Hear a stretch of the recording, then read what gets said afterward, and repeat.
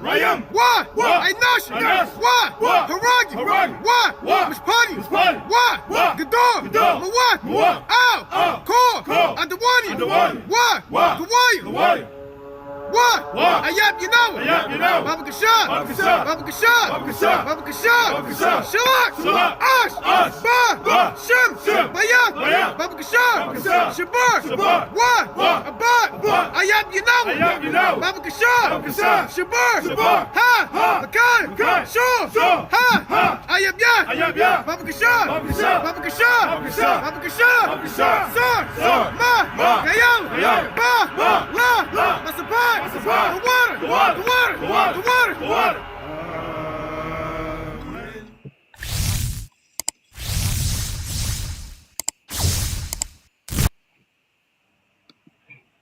All right, Shalom Israel, Shalom.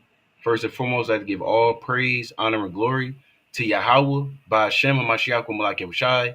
That is to say, Yahweh, being named the Heavenly Father, who the world will call God, and Yahweh Shai, being named his only begotten Son, who the world ignorantly called Jesus Christ.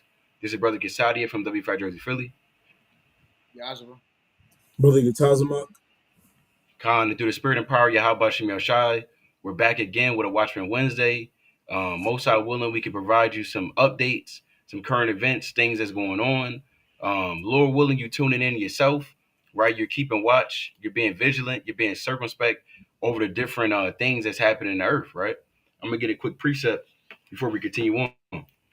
So we always want to open right to it. That's the spirit. We always want to be mindful of the different things that's going on. We talk about it all the time, but you're literally living in the last days, right?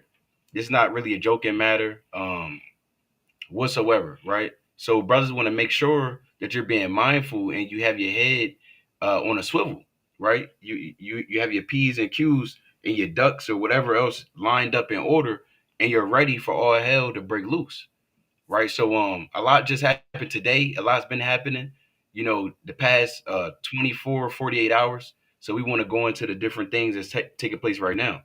I'm going to get a quick precept. This is the book of Sirach, chapter 43 and verse number 10.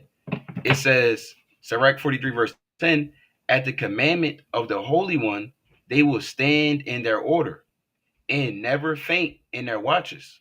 Right? So this is in context, this is going into all the works of the Most High, right? The sun, the moon, the stars, the different things that the Most High has created, the clouds. These things, when the Most High sets them up in order, they never faint. They don't switch up and do their own thing, right? So how much more the men of the Lord? How much more the servants of the Most High God? We can't faint in our watches. We have to stand up in the order that the Most High appointed us in.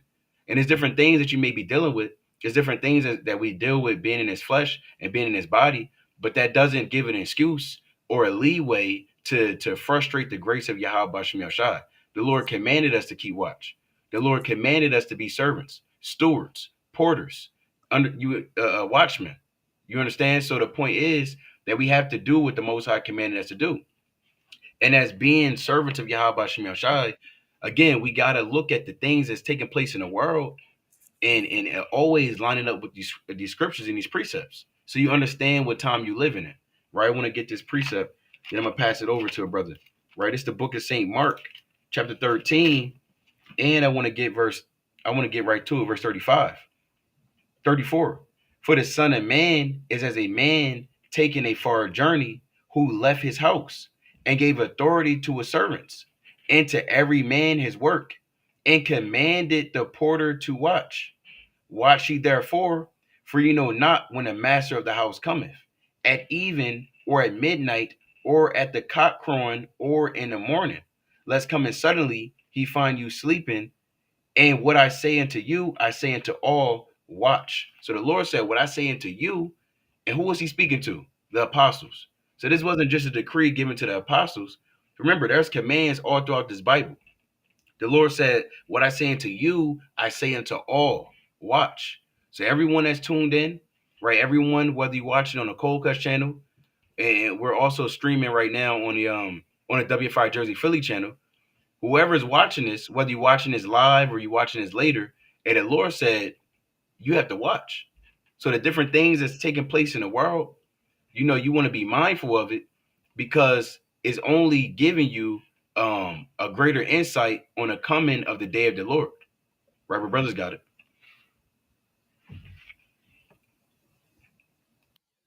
I think the brother he froze. If I'm not mistaken. I'll get into though. So book of Zephaniah chapter 3 and verse 5. It says, the just Lord is in the midst thereof. He will not do iniquity. Every morning doth he bring his judgment to light. So as we go through another Watchmen Wednesday, and go through the certain events that are happening in the earth, Israel, let's keep on our mind that the Lord is continuously bringing forth judgment every single day. And that's a classic. That's a classic that all men should meditate on. Because a lot of men, they get weary in the truth. They start drifting back into the world. They start thinking the Lord's taking too long. They start saying the Lord's not coming anymore. Hey, us as Israelites that had the faith in Yahweh Shem Yahushua, man, as his true chosen people, we gotta remember that the Lord, he brings forth his judgment every single morning, man. Every morning is the Lord doing his work. It's up to you whether you want to watch and perceive these certain things, man. Because a carnal man is not gonna perceive, the things that the Lord's doing in the earth right now. A carnal man is gonna say, well, the Lord, he's taking too long. Where is that? Where's he at? What's taking so long? I'm tired. And they're going to start getting waxing weaker and weaker and start drifting back into the world, man. And stop keeping the works of the Most High. Why? Because they lost the faith. They lost the patience and the faith of the saints. We as Israelites and those that have the faith cannot lose it. So let's read that one more time. It says, the just Lord is in the midst thereof. He will not do iniquity. Every morning doth he bring his judgment to light. He faileth not, but the unjust knoweth no shame. And the things that the Lord proclaimed to happen upon those that are due for judgment, they don't fail. And right now we see the things that America is going through. We perceive and understand that that's the Lord's judgment. Everything that goes on from the time you wake up to the time you close your eyes, and even when you're asleep, that's the Lord's judgment, man. The Lord works 24/7, 360. So we gotta understand that this is judgment from the Lord, what we're about to go into, and remember that happens every day. So Lord willing, everyone's keeping watch, and all praise the Most High. We're doing another Watchmen Wednesday, and all you are here to join us. Bakan, you got it, Ken. Y'all can hear me? Con. Ken. I don't know why, but it's acting. I know you said I might have froze. It's acting, I don't know. It's acting slow, but like the brothers are saying though, we got to keep watch because just like the brothers, this is like the verse he went into. The Most High, he's bringing his judgment, just like a movie. There's always something in motion, even if it feels like there's nothing happening. There's always something happening. And brothers talk about it. I've said it before. Just like in chess, it says the Most High, he's a man of war. Chess is a game set up and based on war, and it might be boring at first, people moving their pieces around, but once the ball gets rolling, once the game gets going, then you're going to start to see big pieces start to fall, right? And even though it might seem boring or a little like the pawns is falling and things like that, but there's always things being set in place and there's always movement happening. So you have to know what's happening in order for you to know what's going to happen next. You see what I'm saying? So this is why we have to watch. And like the scriptures read, and Yahushua, he always taught that we as a people, we got to watch. Because the Most High, he has prophecies that are lined up that have to happen for our salvation to come to fruition. Right? So I got a precept. This is in Matthew 24 and verse 42. Right? It says, watch therefore, for ye know not what hour the Lord doth come. But know this, that if the good man of the house had known in what watch the thief would come, he would have watched and would have not suffered his house to be broken up. Meaning what? If say you got, you live in your house, apartment, whatever. If you knew a thief or a robber was going to come, you would be up all night making sure that you were prepared for that thief to come in your house. So you're not taken unawares, like the scripture says. That's how we have to be. right? In this truth, having the prophecies, we might not know exactly when the Lord is coming back, but we measure the time, like it says in Second Ezra, the 9th chapter, based on the prophecy that the Most High gave us, right? It says we have a more sure word of prophecy, so that way we have a time, we have a time frame on when things are going to happen, when they're going to play out. So we have to use these prophecies and watch, so we're not again taken like a thief in the night. That's why it says if the good man, if he knew when the thief was going to come in, he would have prepared himself. You have to act like that good man that knows that that thief is coming. So what? You have to prepare yourself. I'm going to read on. It says, "Therefore be ye ready, Salakia. Therefore be ye also ready, for in such an hour as you think not, the Son of Man cometh." Right. So we have to constantly be preparing ourselves, constantly be watching, looking at these geopolitics that some people might find them boring, but what they're very important when it comes to the scriptures, because this is again this pertains to our salvation. All the things that are happening around the earth are predicated on again what the Most High He has set out in His divine plan, in His divine prerogative. So again, we have to continue to watch to see what's happening, even though it might not seem like things are shaking or things are. A lot of people they wait till the big thing happens. Oh, the nuclear bombs come out. Well, I guess if when the nuclear bombs start falling, and that's when you decide to watch, it might be too late, right? So we have to continue to watch. But y'all got it, brothers. Gone. Like your brother said, it might indeed be too late, right? So we're gonna get right into it, right? We're gonna get right into it. Today, Trump, he's declared today to be a so-called liberation day for America, right? And it's funny that he says that when this is actually the thing that's going to bring America to, destruction and to his knees and into the ground and the grave, right? So we're going to go right into it. I'm going to share my screen.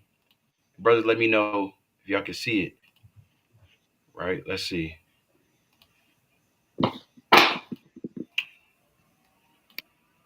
All right, we should be good. Should be good. Can brothers see the screen? Con. Con. Right. So yeah, earlier today, and you can check this out. Earlier today, indeed, Trump, I believe it was like 5 o'clock.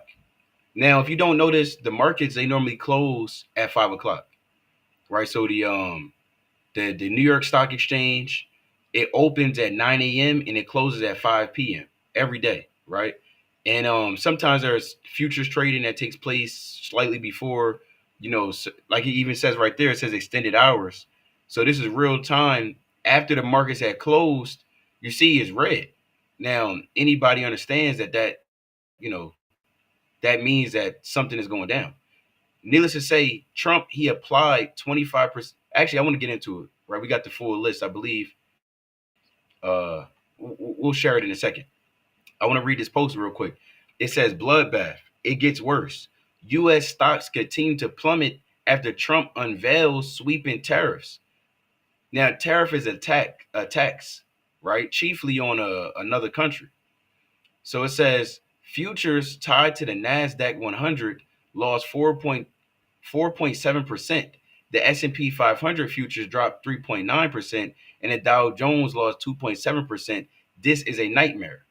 So I want to actually go into each and every one of want to show this list, right? Look at this guy. Let's share this, right? So it says President Trump's reciprocal tariffs. Now, what he's saying is he did these tariffs on these other countries because these countries have been placing, equal to or double the amount that he actually put on them, right? So, for example, he's saying that, I'm putting 10% tariff tax on Chile because they put 20% on American goods. India is double, 52%, right? Or yeah, it should be 52%, so on and so forth. So these are all the countries that he's placed these tariffs on, or just a list of them, right? So it has Israel, the state of Israel, 17%, China, 34%, and we'll come back to this. Japan 24%, Turkey 10%, Taiwan. The list goes on and on. This is in addition to the things that he already has placed on China, Mexico, Canada, being America's three biggest trade partners. Now, why is this so significant? I mean, well, essentially, any good that you're getting from China is now going to be raised 34%. Anything America is importing from Vietnam or any of these countries is being raised these prices.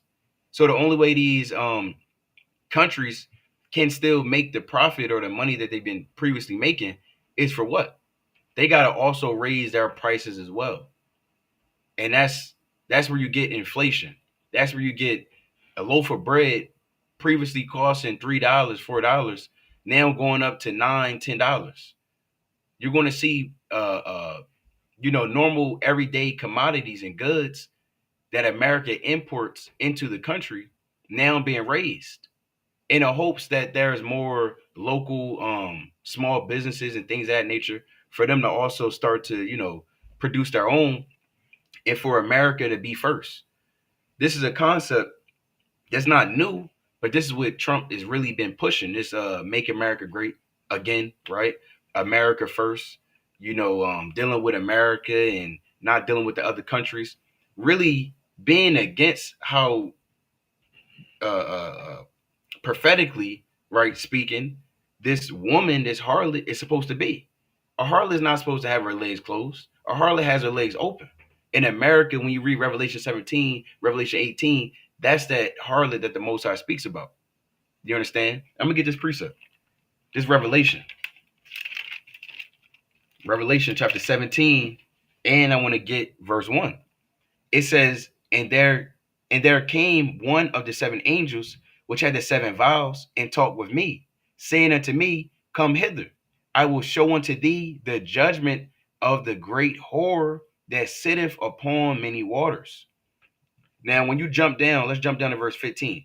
It says, and he said unto me, the waters which thou sawest, where the whore sitteth, are peoples and multitudes and nations and tongues.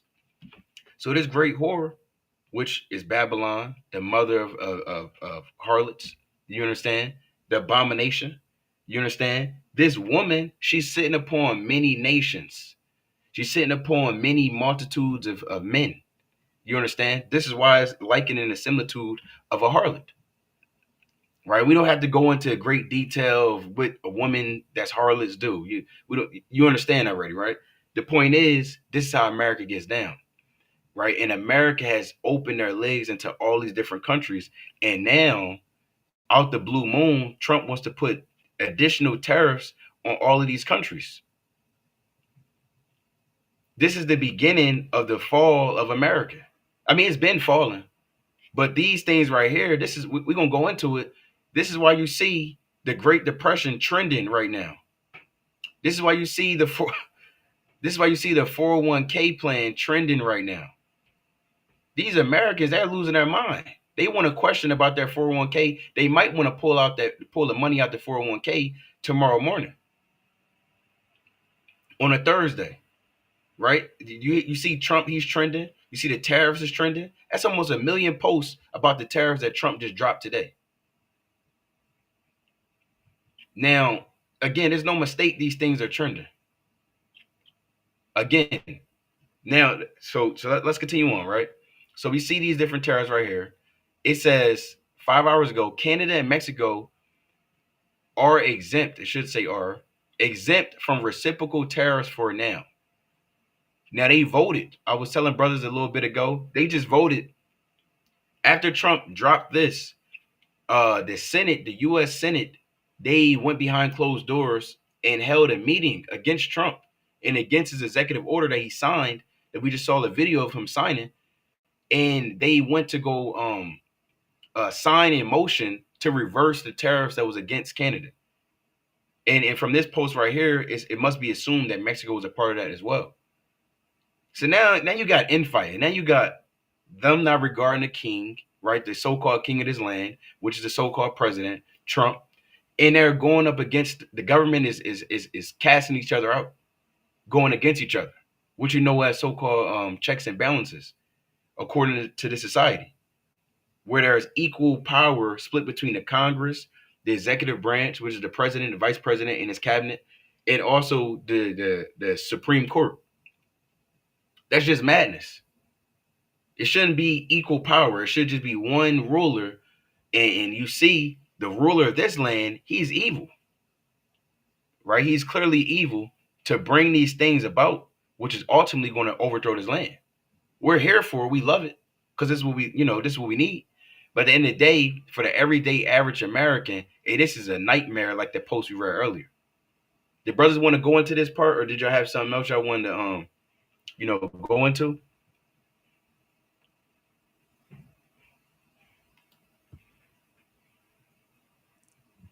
I'll go into this because hold on, let me pull this up real quick. And these things are important because, like the brother said, this is contrary to how Babylon prophetically is supposed to move. That's a key point. Babylon is supposed to be for everybody. If you got ears to hear, they're supposed to be dealing with many nations. But with Trump doing this, Babylon, they're kind of getting what's the word, bougie. They're getting bougie, and they're excluding themselves. Excluding themselves from other nations who they used to do trade for or trade with and for, and were very open, for lack of better terms. They're Very very open. open. Did brother say something? Yeah, I said very open. Oh, con. So I want to pull this up. Lord, I can get this up on my screen. Salakia.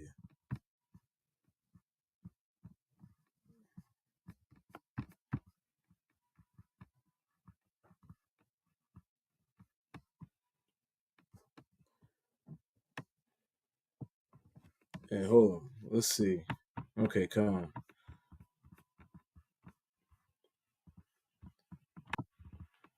And share screen. Con, while you pulling it up, King, I'm gonna get this precept. Okay, con. Con, let me get this quick precept. This is the book of Ezekiel, chapter 46. It's like 26. Ezekiel chapter 26, and I'm gonna start at verse 16.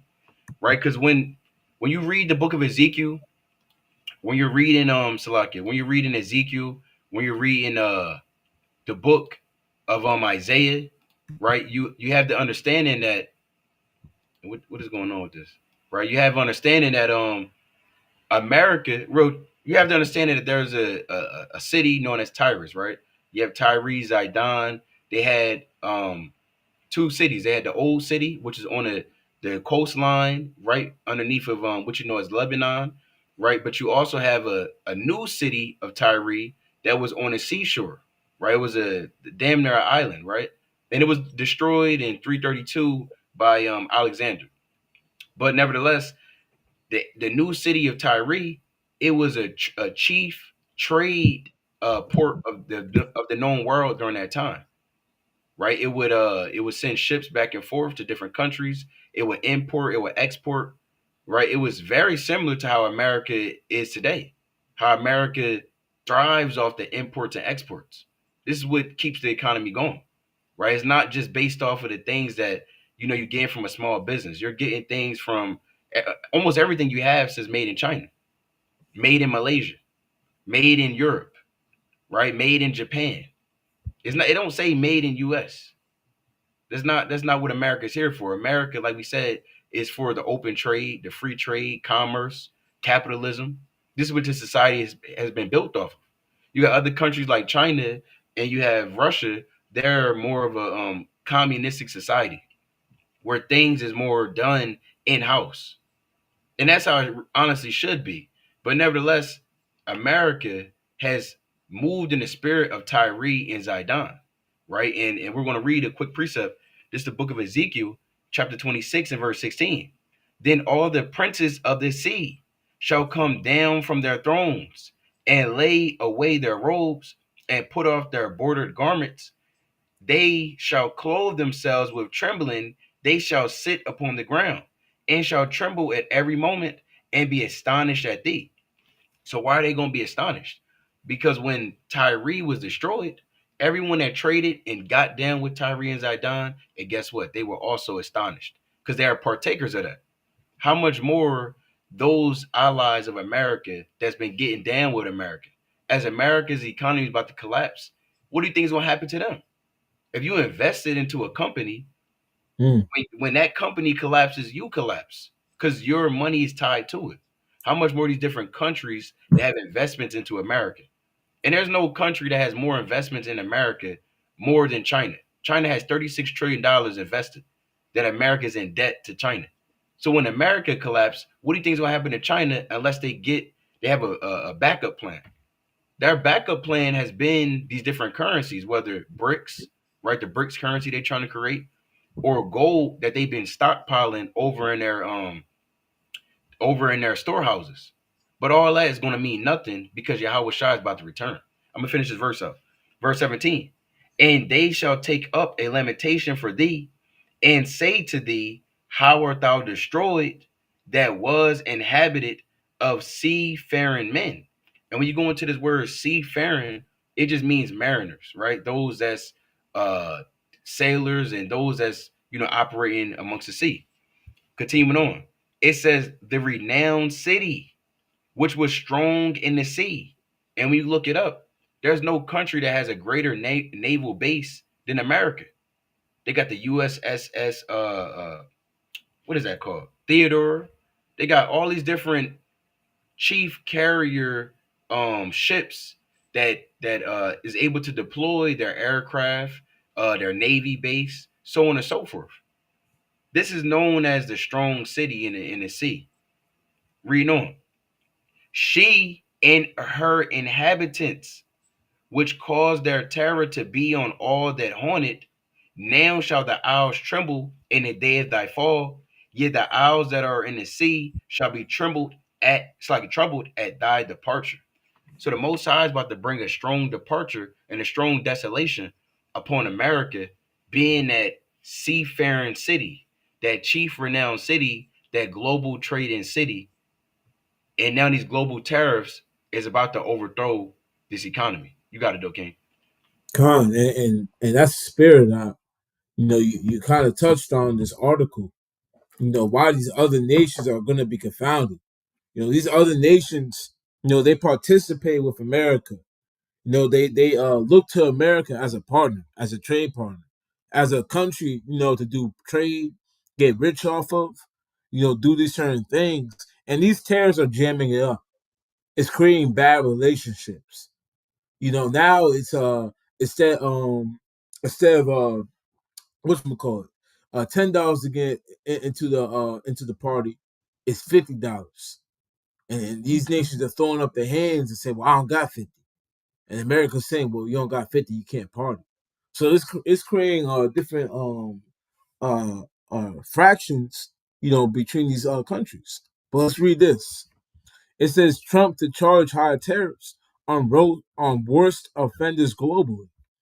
It says President Donald Trump has announced new import taxes on all goods entering the U.S. in the biggest upheaval of the international trade order since the aftermath of World War II. His plan set a baseline tariff of 10% on all imports, consistent with his proposal during last year's White House campaign. Items from about 60 trade partners that the White House described as the worst offenders, the list of brothers reading before, including the European Union and China, face higher rates, payback for unfair trade policies, Trump said. Now here's the point. It said analysts said that the trade war escalation was likely to lead to higher prices for Americans and slower growth in the U.S., while some countries around the world could be plunged into recession. So now, not only, as we read right here, is this had the potential to affect Americans, make the economy slower, prices get higher, inflation increase more and more. You were complaining before, now you're complaining even more now. Not only that, but it has the ability to put countries into recession, plunge countries into secession. And that's a heavy thing when you think about it, that the estate, Slovakia, that the estate of the United States economy can plunge other countries into poverty. That's a heavy thing to think about, man. And that in itself could make a country turn against America, to hate the whore. Because like the brother said, we're not going to go too deep into things that go over harlot. But if a harlot was once very friendly, keeping it PG, was very friendly, but now started to get all mean. They're all set aside. They're charging more. They're being more reserved. They stop answering calls. A man that was dealing with the harlot, he's gonna start getting mad, man, and he's gonna start saying, "Well, what's going on? Why the price go up? Why is this? Why is that?" And start asking questions. And that harlot in their mind, they think that they're somebody when they're really not. That's America right now. And right now, America, through doing this thing, for doing this these tariffs, is a threat to plunge other countries into a recession. So a lot of countries are looking at America like, well, hold up. We're tied together right now. Your fate is my fate. And if you mess this up for yourself, you're messing this up for me, man. Which is causing a lot of friction. Let's keep reading. It says, but in Wednesday's announcement at the White House, Trump said the measures were necessary because countries were taking advantage of the U.S. by imposing high tariffs and other trade barriers. And right now, and I'm going to get a quick precept. Right now, the Lord, he's stirring a spirit, within America. This is clear to see. Clear to see. A spirit is being stirred in America, of division, of wanting to buck up, of not doing the right thing. Let's get this real quick. Isaiah chapter 19 and verse 3, the classic. It says, and the spirit of Egypt shall fail in the midst thereof, and I will destroy the counsel thereof, and they shall seek to the idols and to the charmers and to them that have familiar spirits and to the wizards. So right now, the Lord, he created a spirit within Egypt, Egypt being Babylon, that everything is going to fail in the midst thereof. When you see the things that are going on, the thing that the things that Trump is doing, all you can see, from a spiritual eye, is failure on the other end of it. Those brothers up here with a spiritual eye, we understand that there's nothing good that comes from us. There's nothing good with starting a trade war with China. There's nothing good with starting a trade war with all the small countries that do trade with you, and given the possibility to plunge them into recession. But we understand that Trump, he's going to continue to do this. Why? Because he hasn't fulfilled prophecy, man. So we understand that right now there's a spirit in America that's caused them to err in every work, that's caused them to do things that don't make sense, head scratchers, and things that are going to ultimately lead to the destruction of America. And we're here for that. Let's keep reading. It says, on the article, it says, declaring a national emergency, the Republican president said the U.S. have for more than 5 decades been looted, pillaged, raped, and plundered by nations near and far, both friend and foe alike. And that's complete hypocrisy. This being a complete hypocrite, that that America has been looted, pillaged, raped, and plundered by nations. Now, what did they do? What did these Edomites do to the tribe of Gad and Reuben when they came over and looted, pillaged, raped, and plundered the entire tribe of Gad and Reuben, along with the other northern kingdom that was scattered in these lands? Right. That's and that's the Lord doing this, man. So Lord willing, they can, and this statement made me mad. That's just being a complete hypocrite. It says both friend and foe alike, like how they were friend and for the us too. It says it's our declaration of economic independence, Trump said in the Rose Garden against a backdrop of U.S. flags. The White House said the U.S. will start charging the tariffs 10% on the 5th of April, with the higher duties for certain nations starting on the 9th of April. So America right now, they're gearing into being American first, showing themselves out and, taking care of themselves. But America doesn't know this. When they do that, they're going to get the other nations hot, man. And we know the prophecy, man. These other nations, they have to hate the whore, man. They have to. And they have to despise the whore and come against her. So them doing this is a clear indication of this thing, of that prophecy, coming to pass, man. Because there's no one that's going to hate them more than a country that got plunged into a recession because Trump is being headstrong and putting tariffs and closing off certain ability to trade with countries. Why? Because he feels like America has been looted, pillaged, raped, and plundered by nations near and far.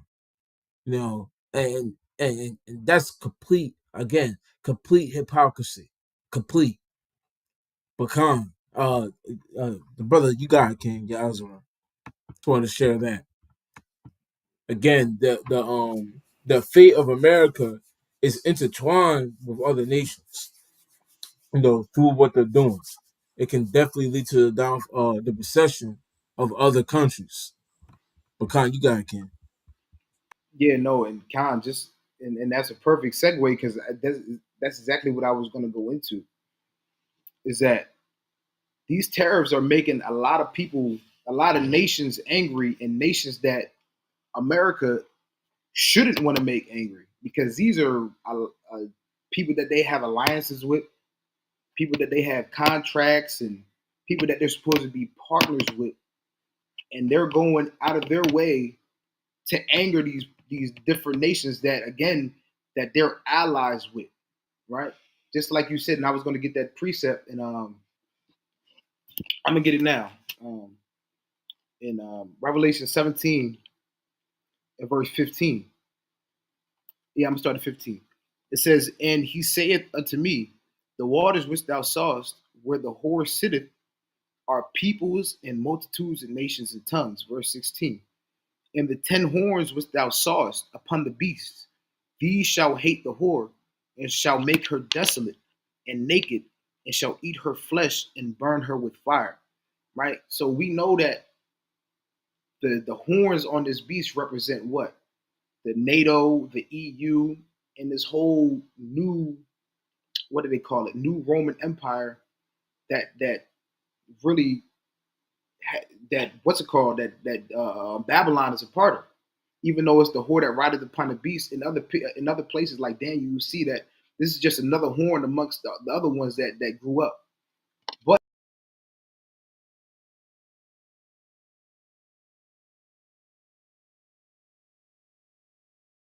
Hey, King, you muted. Yeah, I think you muted that.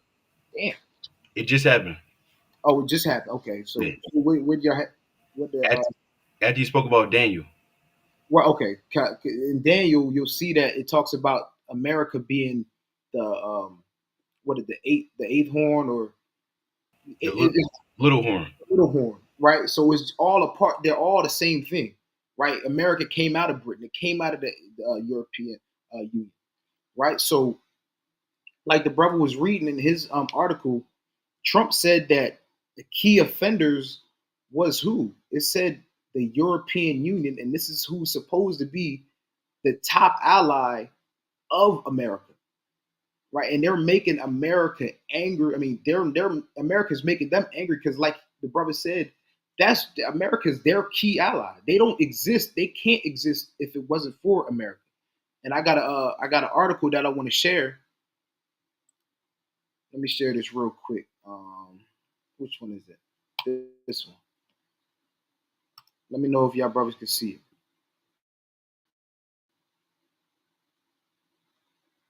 Y'all can see it. Con, you should be good now, okay? Con. Okay, count. Now, I'm gonna start at the top and I'm gonna go down. But it says U.S. President Donald Trump, so like, let me get this out of the way, announces a 10% minimum baseline tariff for all imports into the U.S. Like brother was just reading about, saying that this will create a hard reset on the country's industry, eventually leading to a stronger economy and lower prices for U.S. consumers. So like, it says Trump's tariff, and this is the point. It says Trump's tariffs triggered immediate anger with U.S. ally Australia.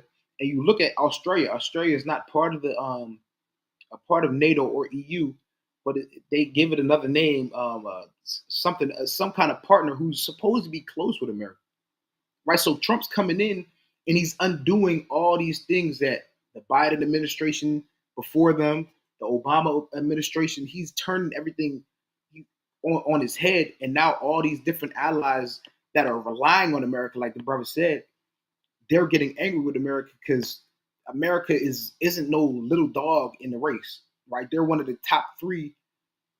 They're one of the three superpowers on the earth right at this moment right now. So these other countries that rely on America, they're really upset with what's going on, and they're allies with America. So we're going to keep reading. It says with U.S. ally Australia blasting them as unwarranted, and Italy. And who's Italy? That's Rome. That's one of the key contributors in the EU. Calling them wrong with other countries have already vowed retaliation. We're going to go into who these other countries might be. Now let's go down. Let's see if I can find it.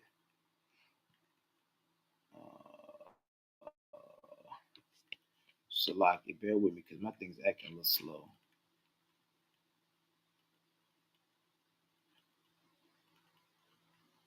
The brothers want to say something while I'm Con. finding it. I was actually going to say, as we speak, about 30 minutes ago, because China, they're ahead of us, right? They're already in Thursday. I forget exactly how many hours they're ahead. I don't know if it's a 12 hours or not, but either way, I'm going to pull this up on the screen a little bit later. But they made an immediate announcement.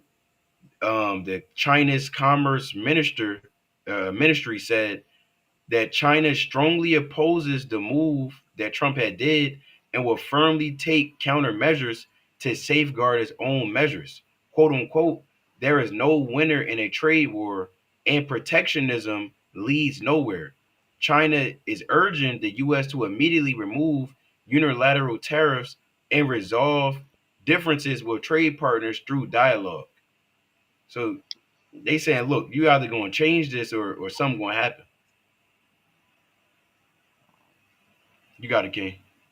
Nah, but here it is right here. There's a couple of different articles in this Al Jazeera page that I want to read into. But it says Italian Prime Minister says U.S. tariffs on EU wrong.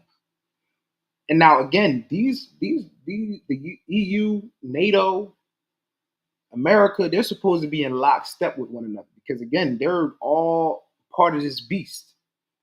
Even Yahweh Shai says a kingdom that is divided is how can it stand? It's going to fall, and you can see that this whole kingdom is falling apart at the seams as we speak, and it's through the divine prerogative of the Most High. Right? It says Italian Prime Minister Giorgia, or however you say it, Meloni has criticized new U.S. tariffs on imports from the European Union and urged a deal, warning a trade war would only weaken the West. And again, the West is the EU, NATO, America. That's what they call the West. So she's even saying that if you weaken us, that weakens you.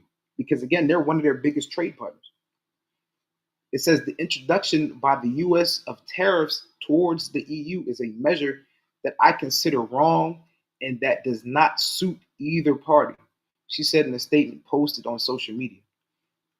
We will do everything we can do, Salaki. We will do everything we can to work for a deal with the United States, aiming to prevent a trade war that would inevitably weaken the West in favor of other global actors. So she's even saying, listen, if you do these, different trade tariffs and think that's just going to allow all these other players like Russia, like China, like North Korea to come in and overtake the West as the top power on earth. It says we will do. I just read that. It says she said Rome would discuss the issue with other European partners, adding that either way, we will act in the interest of Italy and its economy. You see that? So it's even Italy and the prime minister, she's kind of separating what the US got going on and what Italy got going on now. She says we're going to act in interest of Italy and its economy. We not America, not these other European Union countries, but we're going to act in interest of Italy. So you can see again that this whole kingdom is starting to divide because this is what the Most High said was going to happen, like we just read in Revelations, the 17th chapter. I got a couple more. I might just get one of them. Let's see if I can find it. It's starting to act slow again. Hopefully I didn't pass it. I think I passed it. Yeah, that's definitely heavy for her speaking like that. Most High willing something. You know, this continues on, and he doesn't try to backpedal like he's been doing. Trump need to stand firm. Right, Press that button, Trump. Stand 10 toes for right. the tariffs. This is the one I wanted. It says Canada to impose countermeasures on U.S. Prime Minister. So this is again, Canada is part of the NATO, right? It's part of this whole kingdom that, again, is supposed to be in lockstep with one another. And now they're going to impose countermeasures to counter what the U.S. has already done. So you got infighting in this kingdom. You can't look at the U.S. and the EU, and you got to look at them as one because again, all this beast that we're talking about. So you got to look at them as one and see that they're fighting amongst each other because again, this is what the Most High, this is his plan in the last. This is part of his movie, right? So it says Mark Carney has told reporters that Canada will fight Trump's tariffs with countermeasures. It's essential to act with purpose and with force, and that's what we will do. He told reporters before a cabinet meeting to discuss Canada's response. The tariffs announced Wednesday did not directly affect Canada, which already faces 25% tariffs on all goods outside of the US Mexico Canada trade agreement. See that? So they got 25%. That's not small. It says Trump imposed those tariffs to pressure Canada to stem fentanyl flows into the US despite only a tiny fraction of opioids entering via the northern neighbor. So again, you can see these things happening. And you can see, again, you can read these things in the scriptures about how the horns on this beast are going to start hating this horror because again they rely on, like the brother was just going into, they rely on America for trade and for the economy. When the US economy falls, that's the fall of the European Union economy. So they have vested interests in what the US is doing right now. And one more thing, I want to read this real quick. It says French wine spirits sales in US expected to fall 20%. And this still goes into it, right? This still goes into, because France is part of the EU. It says exporters include LVMH, which owns Moet et Chandon Champagne and Hennessy Cognac. So all you brothers and sisters that drink Hennessy, hey, the price is going up. It says as well as Pernod Richard and Remy. So that's what Jake like to drink. That's what we like to drink. Remy, Henny, the price is going up. But brothers got it.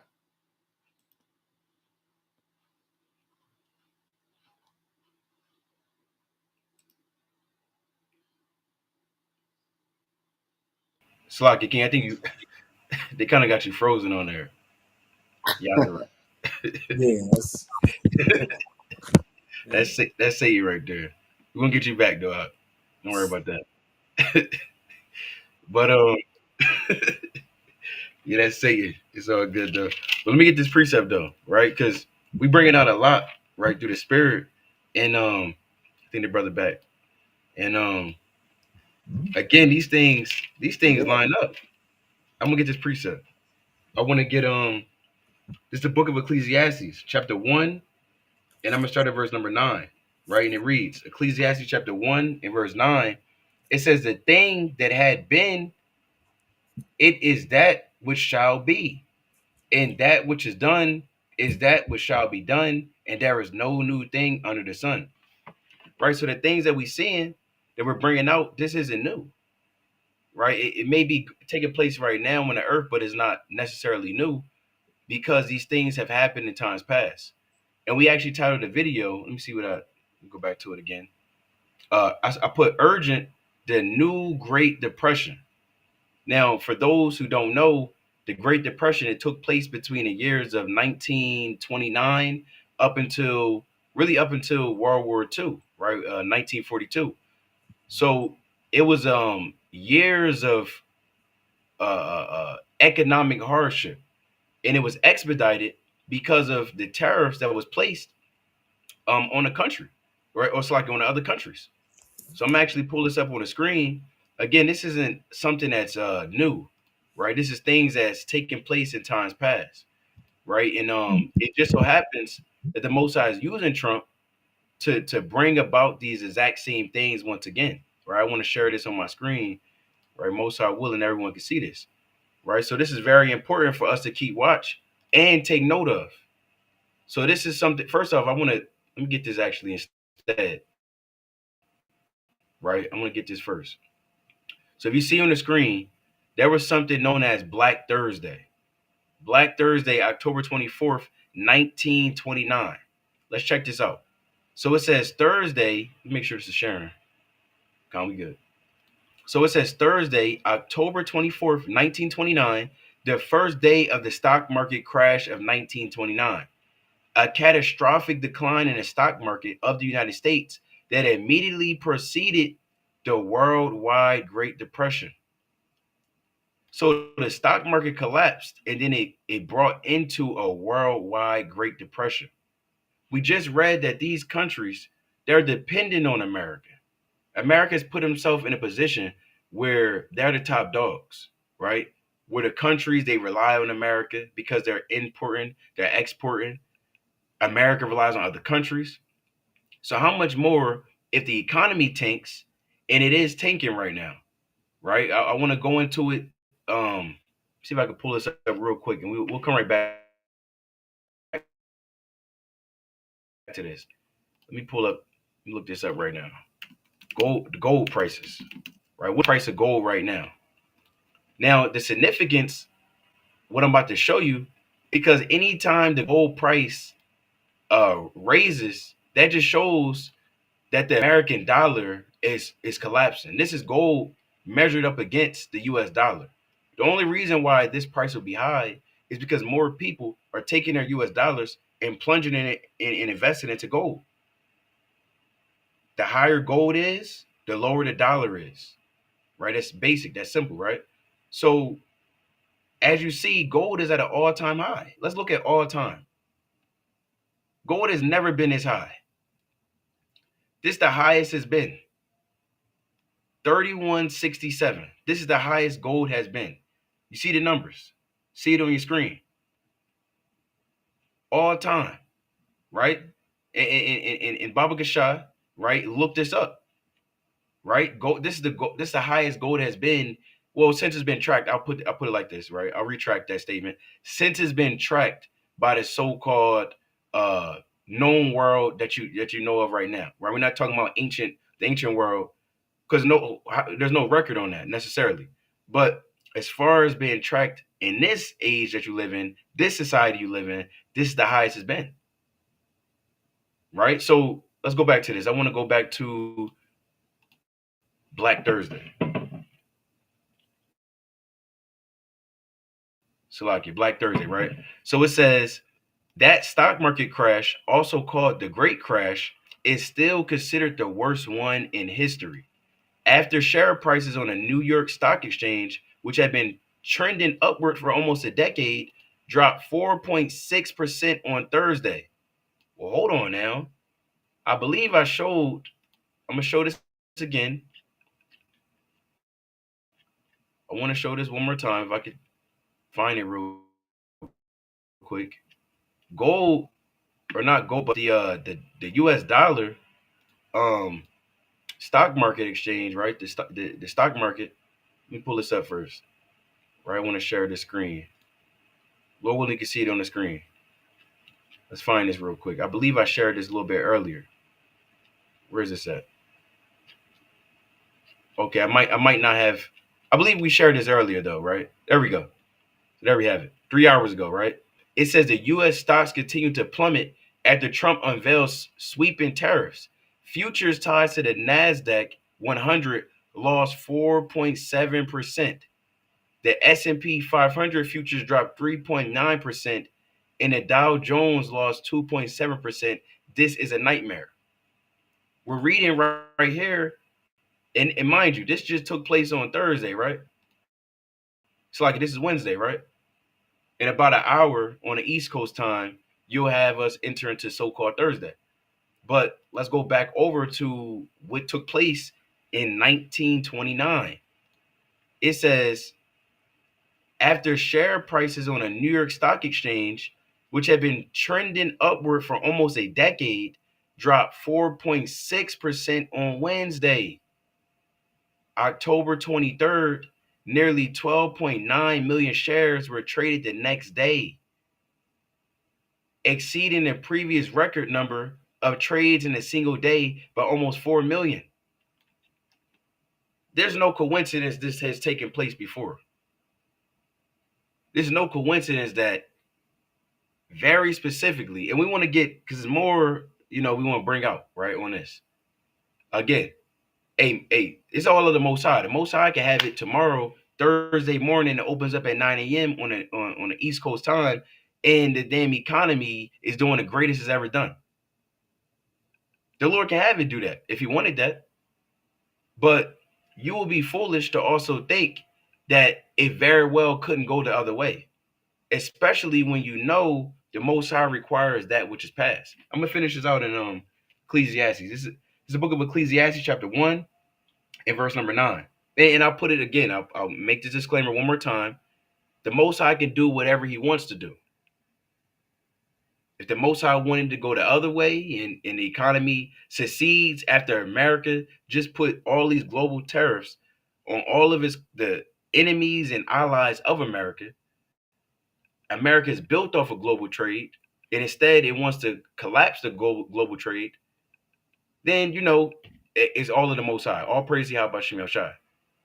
At the same time, all praise Yahweh Shem Shai, if it does collapse, because we know it's prophecy that either way it's going to happen, whether it's tomorrow, next week, next month, 2 years from now, 10 years from now, whenever the Most High wants his will to be done, it's going to be done. I'm going to read on. Ecclesiastes 1 and verse 9.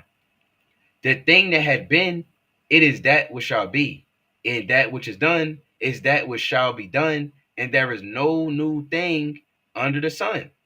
Is there anything whereof it may be said, see, this is new? It had been already of old, which was before us. So the things that we see that's taking place in the earth, they've already been before us, right? We just going back.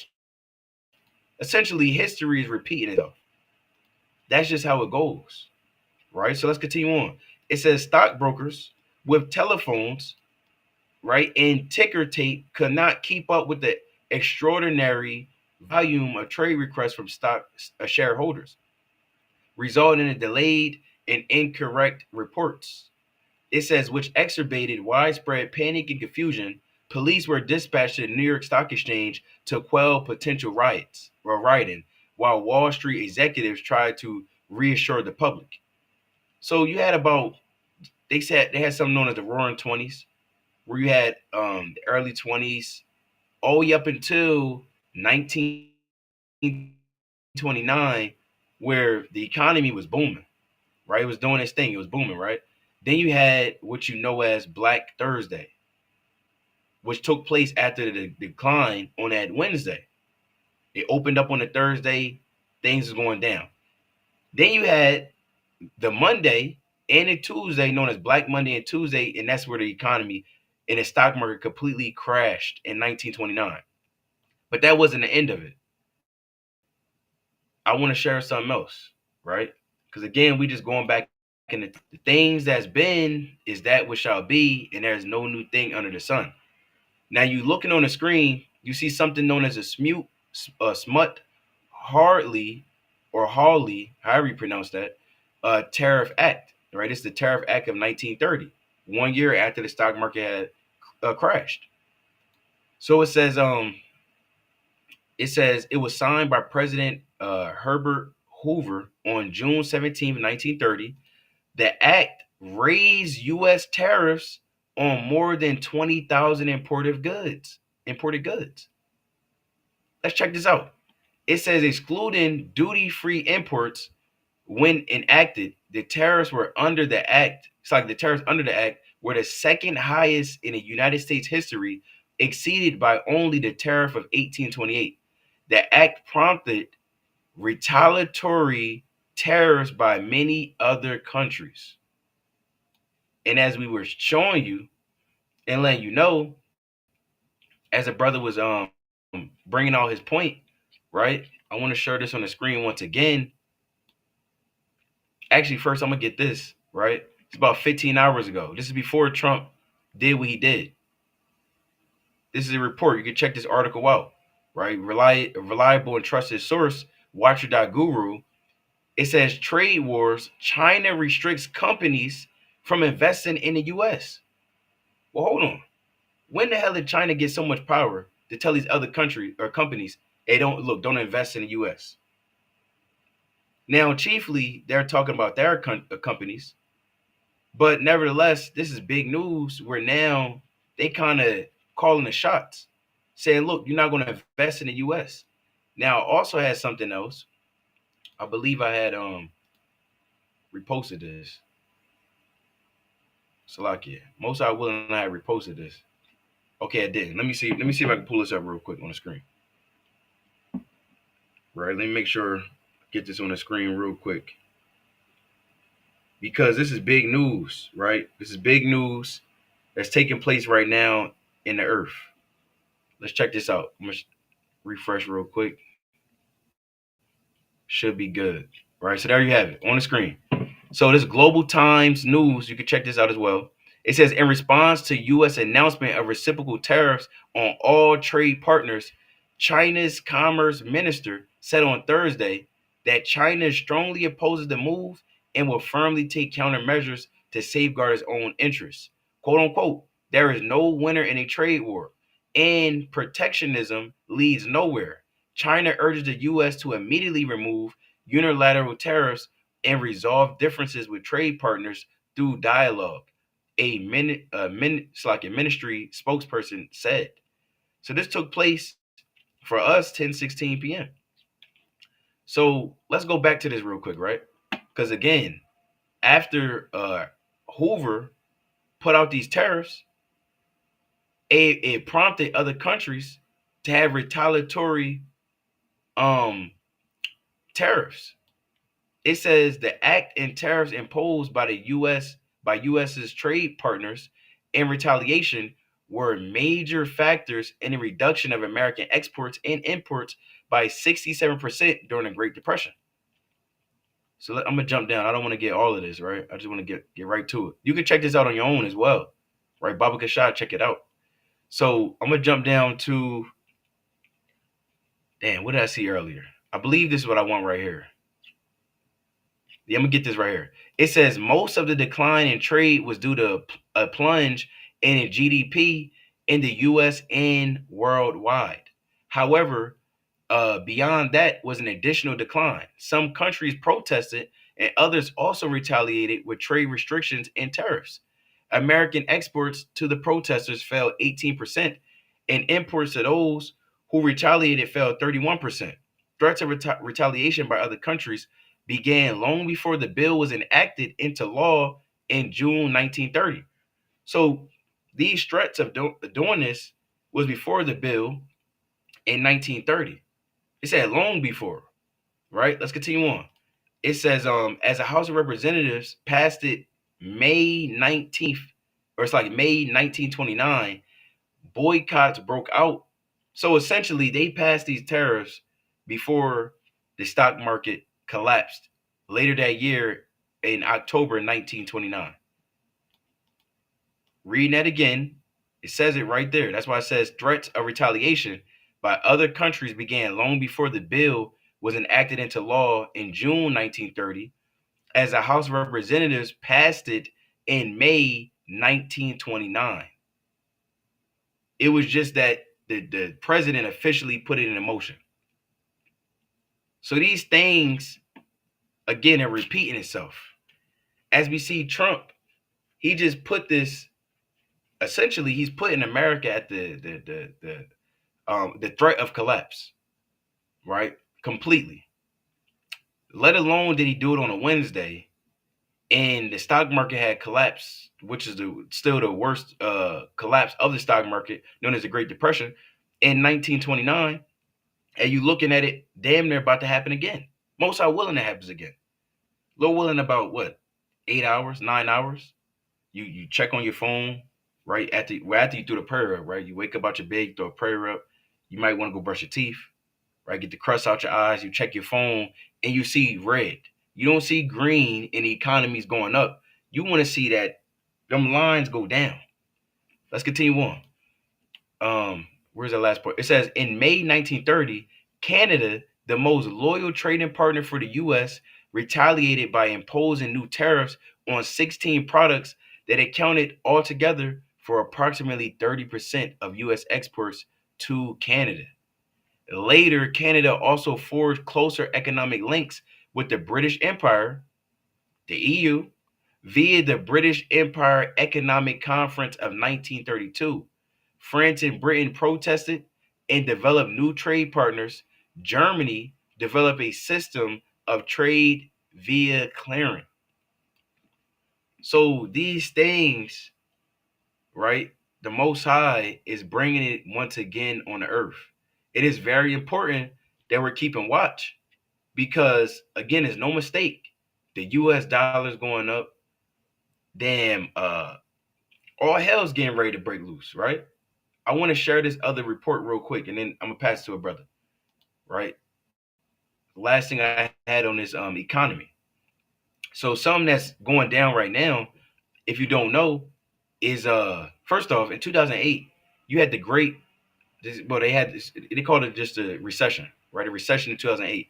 But the reason why that took place is because between 2006 and 2007 of 2006 and 2007, the real estate market was at its all-time high of just people not being able to pay for their mortgage. Essentially, the banks were the realtors and different companies that were creating houses and building houses. It was a surplus of people not buying them. Therefore, these banks started to allow people to buy houses with 0% down on the for the payment to be able to buy a house, right? Just getting people in the door to stimulate the economy. It didn't work out like that. So you had a bunch of houses just sitting on the market, and this is tied to a lot of banks. Fast forward a year later, after 2007, 2008, you have a bunch of companies, major banks and companies had collapsed because of the housing crisis in 2006 and 2007. Now you see on the screen, this is from Fred, right? The economic data, right? If you're checking it out, this is the U.S. Census Bureau, the U.S. Department of Housing and Urban Development via Fred. This is throughout, its time being reported, the highest peak of new one-family homes for sale in the United States was in 2006, as you're seeing right now. 2006, 2007, and like I just broke down through the history, you had what happened in 2008. You had the collapse, right?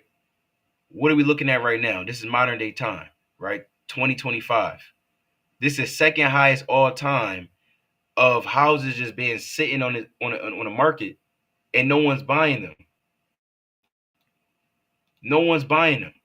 Again, the Most High said, the thing that which has been is that which shall be, and there is no new thing under the sun. You looking on the screen, this is a tweet from Nick Gerler, however you pronounce his name.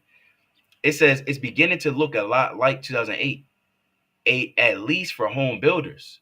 I took this picture outside a home building site 45 minutes north of Tampa. They had over 20 vacant spec houses completed for sale and are advertising 0% down mortgages to try to move the inventory. This is complete madness.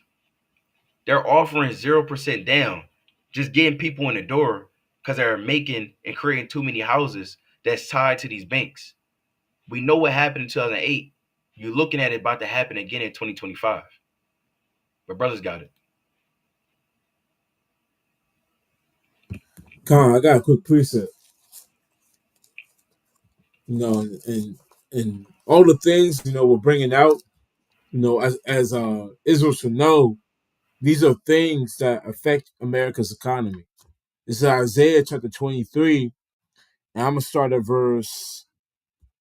Let me start at verse. Salaki. I want to get straight to the point. Salaki. I'm gonna start at verse 11. I'm gonna start with verse 9 actually. Con, Isaiah 23 and verse 9.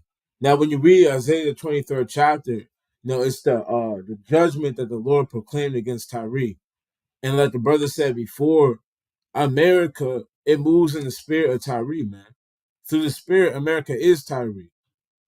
Why? Because they get down, with the same tactics and economy base that Tyre did. This is Isaiah 23 and verse 9. It says, I'm going to start with verse 8. It says, who have taken this counsel against Tyre, the crowning city, whose merchants are princes, whose traffickers are the honorable of the earth. And right now, when you understand America, the top men, are always selling something to the public. They always own companies. These Rockefellers, these different high ranking people, they all own things. They all sell things. They're not a king or a prince, just off of status or off of might and war or off of fame. These men, they sell things. These men, they own the banks. They own the money. They own the Federal Reserve. They own these different things, and they sell the American public, the stuff that they use, and they monopolize it. That's the word I'm looking for. Let's keep reading. It says, the crowning city, whose merchants are princes, whose traffickers are the honorable of the earth. The Lord of hosts had purposed it, to stain the pride of all glory, and to bring into contempt all the honorable of the earth. So right now, the Lord, he has a trap set for America, man. And the things that we're bringing out, man, these are the traps that are going to ensnare, the honorable, meaning the rich and the merchants of America. It's going to snare them up and bring them down. Let's keep reading. It says, pass through that land as a river, O daughter of Tarshish. There is no more strength. He stretched out his hand over the sea. He shook the kingdoms. The Lord hath given a commandment against the merchant city to destroy the strongholds thereof. So the Lord, like we brought out before, these things, they might seem small. They might seem, well, where's the big thing? Where's that? Where's that 100%? But these things are chipping away at the stronghold of America. What's the strongholds of America? Their economy and also their armies. Their military strength. And right now, the Lord is chipping away at the economy and the way of the way the America conducts merchandise. He's chipping away at it, man, and slowly taking it all the way away. So America is only gonna have the military might to rely on, man. And we know when that comes to play, man, they're gonna get utterly schooled. So when we see these things, it's all praise to the Most High, because it's slowly chipping away at the stronghold of America like it was prophesied to, man. So all praise to the Most High. I just want to bring out that precept out. I don't know if you want to move on to the next topic. Con, did y'all have anything else on this? We can move on. Con, what's on you, Yazra? We'll just go into China Taiwan situation. You can go ahead and jump in there and lead it off. Con, Salakia. Damn, I was on mute. Yeah, Con. So definitely continue to keep watch over this economic situation, right? It's a very big deal that's going down, and it's going to directly impact your pockets, right? I'm gonna get the quick precept. This isn't just about America, right? It's also going to impact you. Now, if you've been laying up your riches, right, in the kingdom of heaven, then you have no worries, right? You should have no worries. I'm gonna get this precept. This is the book, Salakia. Get this in the book of Haggai, right? This is the book of Haggai, chapter 1, and I'm gonna start at verse 5, right? Haggai chapter 1 and verse 5. Now therefore, I'll start at verse 4. It says, is it time for you, O ye, to dwell in your sealed houses, and this house lie waste? So our people, we were moving in the spirit of living lavishly, right? Specifically the princes, the kings, right? The rulers of our people. They were moving in a lavish spirit and not worrying about Yahweh Shem Shai. Right now, our people could be doing the same thing, right? You could be worrying about financial growth in this society, right? Worrying more about your own and not building up the house of the Lord on a spiritual level. You want to make sure you're keeping your mind on the Most High. Verse 5. Now therefore, thus said the Lord of hosts, consider your ways. So we all need to consider our ways. We need to consider, right, the things that the Most High has appointed for this world. We need to consider the things that the Most High has appointed for us, and we're not serving Him, and we're not being fervent in the spirit, right? We got to continue to fight against the spiritual demon Satan, right? You got to continue on pressing forward and consider your ways. Verse 6, ye have sown much and bring in little. Ye eat, but ye have not enough. Ye drink, but ye are not filled with drink. Ye clothe you, and there is none warm. But he, it's like, and he that earneth wages to put it into a bag with holes. So we understand that there is nothing in this society for us. It never was. Whether you're trying to invest in certain things, hey, that's all you got to count it for naught at the end of the day, right? We understand that. Actually, I'm gonna get the precept. I don't want to just quote it. I want to get this precept in Second Ezra, right? The Lord said this in Second Ezra chapter 16, and I want to get verse 45. I start at 42. I start at 41, right? Second Ezra chapter 16, verse 41. He that selleth, let him be as he that fleeth away. So you may have a business, or you may have certain things going for yourself, but the Lord said you got to be as one that fleeth away. Because at the end of the day, we're using the world, but you're not abusing the world. And you damn sure don't want to abuse the grace that the Most High has given you. He didn't give us the grace to live lavish in this society, to live it up, to be rich, to be billionaires, trillionaires, trying to stock up them every dollar and hide it under your mattress. Nah, the Lord he's not getting down like that. All that's going to burn and it's going to be moth eaten. Like you read in the book of James, the 5th chapter. It's going to mean nothing. So let's read on. Verse 42. It's like reading on verse 41. And he that buyeth as one that will lose. So you need to count it all loss, right? In this society, as you're getting, as a gain that you're accumulating is Yahweh Shai. You count the world as a loss when you gain Yahweh Shai. When you count the world as a gain, meaning you accumulating, you trying to plant your flag in the world. If you have ears to hear, that's your foundation, that's your blueprint, that's what you live by. Then guess what? You don't have Yahweh Shai in you. And you got to remember that. The Lord said he chose to pour out of this world rich in faith in James chapter 2, verse 5. The Lord said it's a light thing all of a sudden to turn a poor man rich. So never think that this money is going to mean nothing, or you should be worrying about it and putting too much stock into it. You got to do what you got to do, and so on and so forth, especially if you have a family. But at the end of the day, it's all going to mean nothing. And that's really the spirit that the Most High has, allowed us to be able to have this Watchmen Wednesday.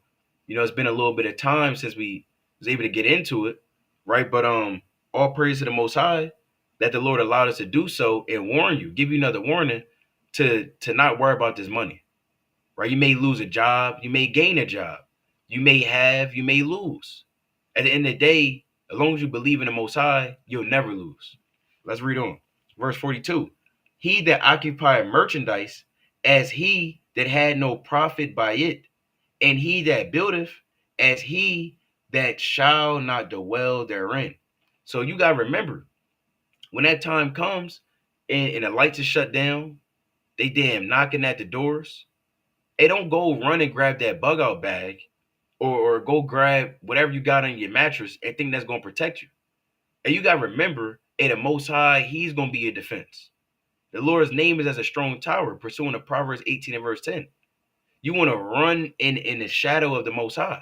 Psalm chapter 91. You want to lean into Yahweh Bashim Shai and cleave unto him and set the Most High at your right hand so you don't fall. So you want to always trust in the Most High no matter what you're dealing with. And when this economy collapses, you will need wisdom and knowledge to be the stability of their times and strengthen your salvation. So we got to lock in and remember all these precepts. So I'm going to rest right there. I want to get Yatazma, did you have anything you wanted to bring out? Yeah, Khan. I was gonna. I was through the spirit. I'm guessing you're going to the topic on Iran. Khan. Iran. Khan. Khan. If you don't mind, I'll kick us off. Khan. All praise the Most High. So if brothers and sisters didn't know, there's been some heavy talks with Trump against Iran for the supposed nuclear activity and the things that they're doing. He's threatening bombings, tariffs. Let me share the screen. Bombings, tariffs, and everything underneath the sun against so-called Iran. So let me just. Can you see my screen? Khan. All praise the Most High. And on top of this, Russia, they're getting involved in putting this into this thing, man. We titled the video, I believe, of if I'm not mistaken. World War III has officially begun. Things are always heating up in the global aspect concerning war. Everything is heating up. Sides are being placed. Certain people are clicking up. Other people are making what's the word I'm looking for? Making damn treaties and pacts and covenants and things are being set into place, to conduct what it has to happen according to prophecy. So let's read this. It says Russia warns against U.S. strike on Iran nuclear sites. They said catastrophic. Let's read it.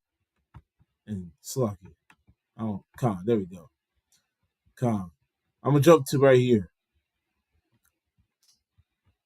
It says rising tensions between Iran and the U.S. have reignited concerns of the potential for military conflict. U.S. President Trump and Iranian Supreme Leader Ayatollah Ali Khamenei have escalated the tone of their remarks, intensifying the standoff over nuclear program.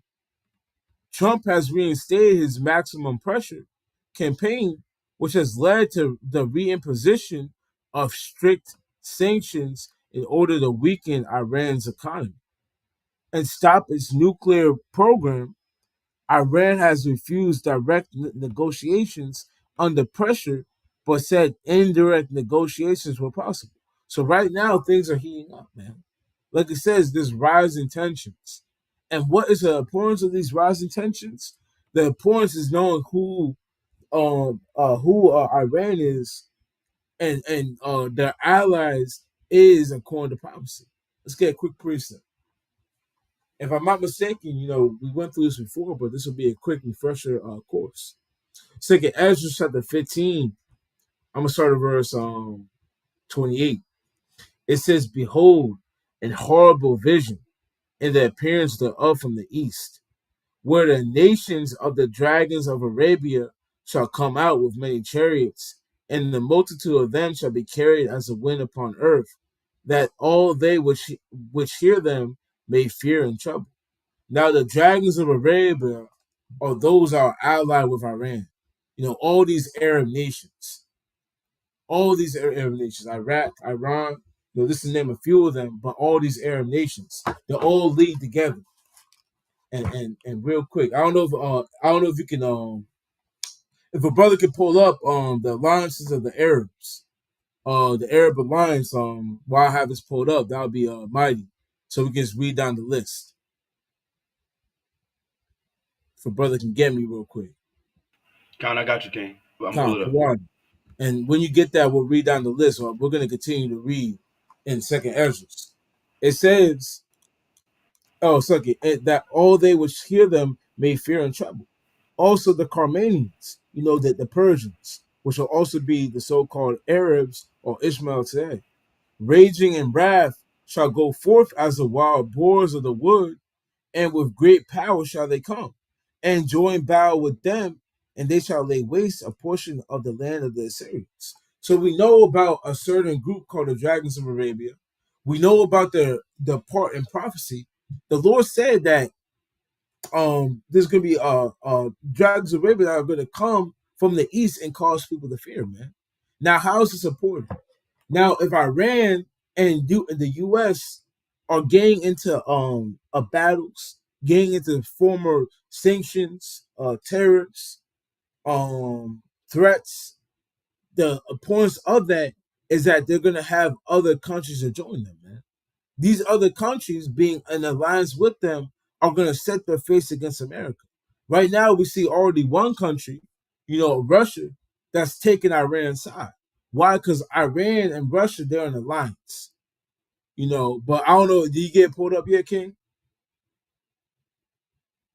Con, Salaki, King, he's on the screen. Oh, Con, you shared it? Yeah, Oh, he is on the screen. I can read it. Con. Yeah, if you could read it real quick, that'd be Con. nice. So there's something known as the Arab League, right? And we'll go into that in a second. But you have the Arab League and Iran relations. So it reads, the dynamic between the League of Arab States and the Islamic Republic of Iran has been ambivalent,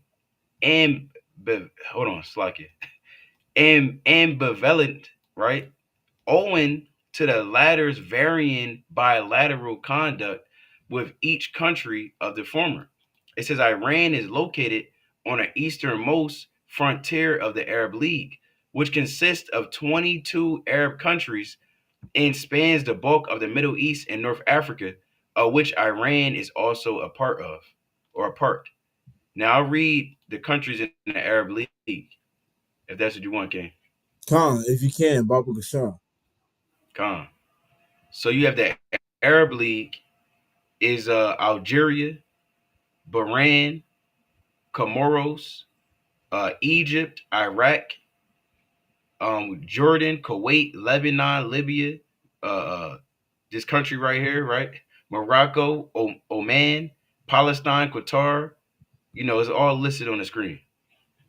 Con, You all got it. praise the Lord. Saki, were you done, King? Con, I say you got it. Okay, Khan, yeah, all praise to the Most High, man. And those are all the countries, within that Arabian or Islamic alliance that will all formulate together if there's any military response against one of those countries.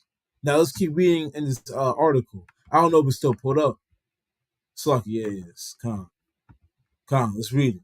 It says Trump threatened to bomb Slucky. No, let me read right here. Yeah, come. Trump threatened to bomb Iran if it does not agree to a new nuclear deal. Tehran has rejected a U.S. proposal to engage in direct negotiations under maximum pressure policies. Threats are really hard, and ultimatums are also heard. We consider such methods inappropriate. We condemn them. Now, this is the point. It said Iran said it will have no choice but to seek nuclear weapons if attacked. So Iran, they're claiming if we get attacked, we're gonna amp up nuclear weapons. There's no gonna be it's not gonna be a stop. We're not gonna cease. It's not gonna be, well, hold up, America's attacking. They're coming in. Let's get on the good side. He said there will be no choice but to seek nuclear weapons if attacked. A senior advisor to Khamenei, Iranian Supreme Khamenei, said the U.S. has significantly increased its military presence in both the Persian Gulf and Indian Ocean. And we gotta ask ourselves, how much longer, until America is start clashing in these the Persian Gulf and the Indian Ocean, and getting mixed up with these different nations, man, getting mixed up with Iran. I mean, how long is it gonna take, man? Because right now we're already at odds. There's threats going on, and all it takes is one attack for all hell to break loose. And they say, look, if we get attacked, we're gonna seek nuclear weapons. And this could put down a common sense level. Bringing it down to this a smaller matter. What they're basically saying. Look, man. If you punch me in the face, I got a gun on me. I'm gonna come back and I'm gonna shoot the street up, man.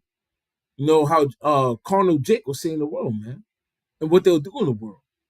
You might punch someone in the face and they say, "Well, I'm coming back with my gun." So Iran, they're talking heavy. They say if you attack, if you bomb us, we're gonna seek nuclear weapons, and nuclear weapons aren't a joke. Those are the real deal. Once it's nuclear warfare, man, all things are up in the air. All the rules, everything is up in the air. Once it's nuclear weapons, that it's real. But let's keep reading. It says the U.S. in a move signaling heightened U.S. preparations for potential conflict.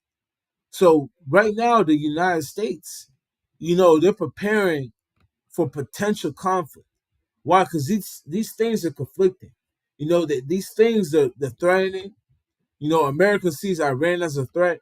They see the dragons of Arabia as a threat. They see how they have a alliance with Russia as a threat. These things, they threaten America. And America, with Trump underneath the helm, they want to start pushing out, their own order. They want to push out, what they want to do, and get back on top how they once were, back in charge, where no man defied them, man. Where all the nations wonder at them, and they kind of let them do what they wanted to do. But right now, you got nations that aren't going for it. Let's keep reading. It says, in response, Iran has bolstered its missile capabilities, positioning advanced air defense systems around the Strait of Hormuz while ramping up military activities. Russia and China recently held naval drills with Iran in the Gulf of Oman, a strategic waterway. So again, Russia, China, Iran, they're all in league with each other. And on top of that, Iran is in league with these other Arab nations. These other Islamic nations, they're in league with too, man. Economically and military wise. So if war was to go down, or America was to stupidly attack Iran, and Lord willing it happens, but if they were, you have a lot of nations, heavy hitters that are going to be right there for Iran, to back them up. They're waiting for them. They're staying around. They're waiting for Iran to get hit, and they're gonna pitch in, and that's gonna be, it. After that, it's gonna go downhill. It's never gonna get better. Let's keep reading. It says, despite an improvement in U.S.-Russia relations under Trump, they show signs of strain after Trump threatened to impose secondary tariffs on nations that purchase oil from Russia if Moscow fails to agree to a ceasefire in Ukraine. So Russia, they already have a problem with America. This might set them over the edge. There's a saying in the world, they say that the enemy of my enemy is my friend. And right now, Russia and Iran, although not being two similar countries, they're completely different nations, completely different people, two different seeds. They're both the enemy of the United States, Babylon. So right now they're in league, and Russia already having a problem with America. They're gonna hear what Iran got going on, and they're gonna lick their chops and rub their hands and say, well, hold up, let's get some drills going. Let's get together. Let's do military activities. We might be able to help you out, and you can help us out. We got the same enemy. We need him gone.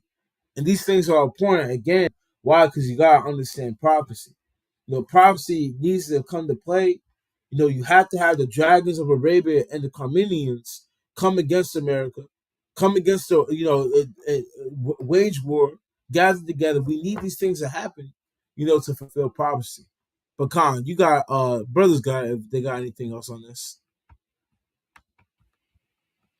Con, like we put in the chat, I actually had that article. I think the brother did too. But that's key. Like we read that Russia's coming to the defense of um of Iran, and that's again, like we read, that's in prophecy as well. I'm gonna pull up my screen. We're gonna go to Ezekiel, the 38th chapter. Now, when y'all said y'all do entire screen, right? We y'all can share. Yeah, Khan. Come on. Khan. Well, I do tab, but you can do the entire screen. All right, I do screen. all right. We're gonna try the screen. Why ain't let me? Don't let me share the entire screen. I'm just gonna tab. All right. We're gonna go. Which tab I want? We're gonna go here. We're going to go to Ezekiel. Like the brother brought out in that article, that's not Iran doing the talking for themselves. That's Russia doing the talking. And again, we see that in prophecy that Russia, them and their king is going to back up a lot of nations leading into World War III, right? Leading to the last World War. And we're going to read about it. It says, "And the word of the Lord came unto me, saying, Son of man, set thy face against Gog, the land of Magog, the chief prince of Meshech and Tubal, and prophesy against him." Right? And when you go into Gog and the land of Magog and the chief prince of Meshech, you can look at history and line it up. And the Magog is going into Russia. The word Meshech goes back to Moscow. So this is all prophesying about the final world's war, right? Gog and Magog coming up against the beast. It says, "And say, thus saith the Lord God, behold, I am against thee, O Gog, the chief prince of Meshech and Tubal." And Gog is who? Is, like it says, the chief prince of Meshech. Now, we don't know who that is. It could be Putin, or it might not be Putin. It might be the next man in line. What's his name? Do you remember his name, Kasadia? Or Yatazamat? they call him something, but he really wants war. I forget his You name. talking about Dmitry Medvedev? Is that who it is? I forget. They call him something crazy. He got a bald head. He just looks like he wants war, and he's actually the person that's pushing Putin because Putin's pretty conservative by a lot of accounts. He doesn't really want to go to war, but these people behind him, these warmongers behind him, they want that button pushed, right? They want world war, and they want to put Babylon to the dust, right? But it says, "And say, thus saith the Lord God: Behold, I am against thee, O God, the chief prince of Meshach and Tubal, and I will turn thee back and put hooks into thy jaws." Meaning what? The Most High is going to take control of them, right? And He's going to do His will, and He's going to use Russia and whoever God gives the chief prince of Meshach to do His will.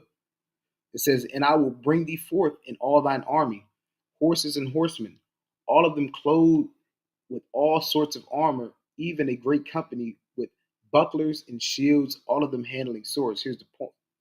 Here's the point. It says, "Persia, Ethiopia, and Libya with them, all of them shield and helmet." So what? It says Persia, and when you go into what Persia is the ancient name of that region, Iran. Right? You can look it up. Iranians, they even to this day call Iran Persia. So what? Persia is going to be confederate with Russia. And this is why you see Russia, every time something happens, they might not have a formal defense pact or defense um, contract, but you, like the brother just read in that article, China, Russia, and who? And Iran, they're doing military naval drills in that Strait of Hormuz.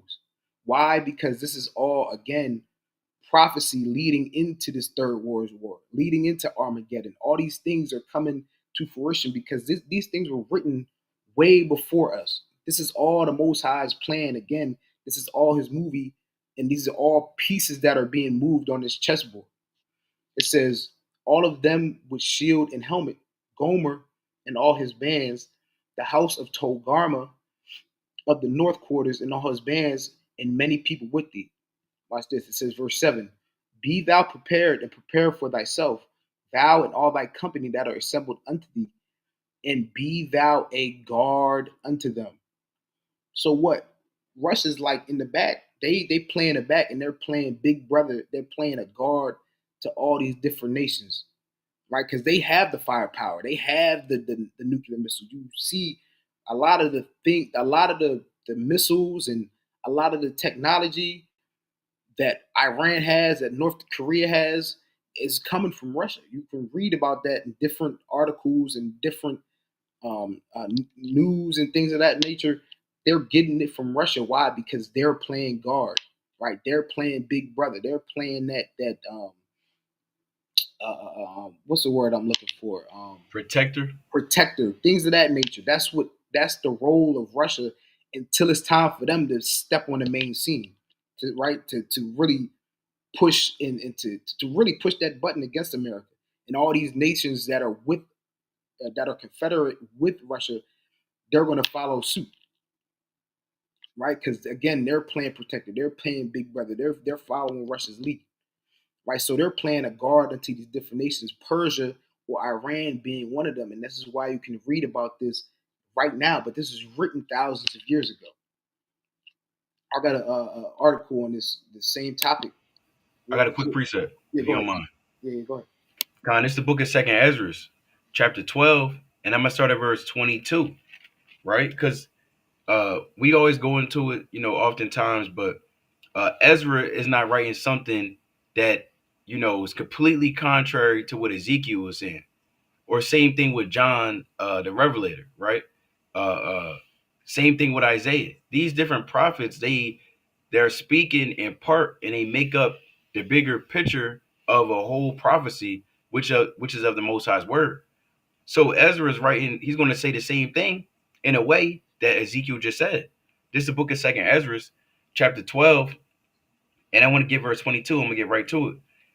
It says, "And whereas thou sawest three heads resting," this is the interpretation, right? These are three heads of the eagle. right? We understand that the eagle is oftentimes symbolic of being of the nation of Esau.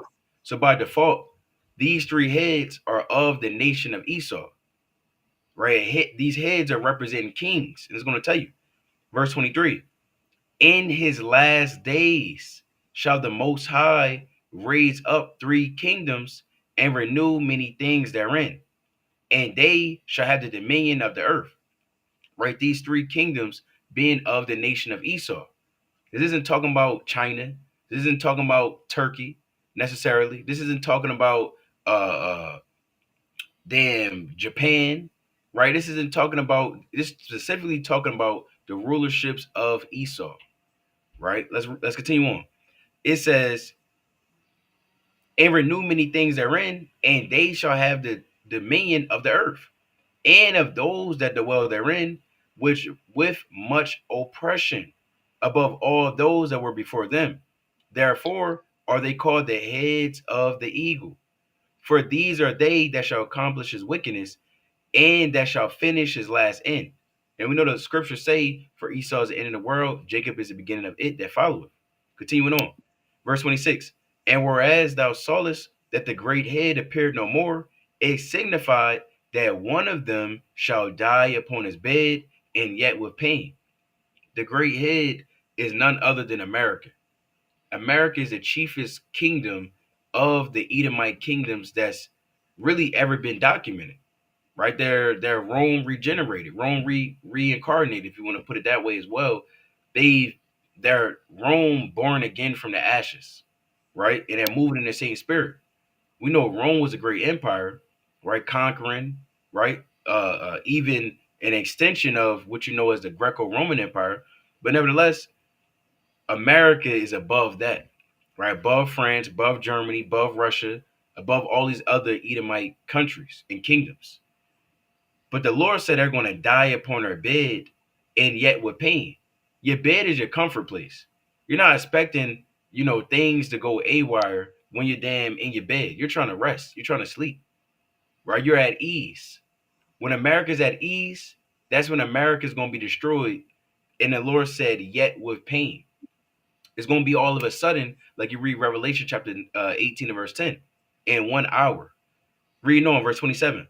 For the two that remain shall be slain with the sword, and it's like for the sword of the one shall devour the other, right? The European Union is going to be devoured by Russia, because the scripture specifically says that Russia will be the last Edomite kingdom in rulership. Read about that in Revelation chapter 17, verse 8 on down. Read about that in Revelation the 13th chapter, verse 2 on down. So America indeed will be destroyed, and it's going to leave the EU and Russia, but Russia is going to be the last one that we read about in Ezekiel, the 38th and 39th chapter. I'm going to finish this out. It says, but at the last shall he fall through the sword himself.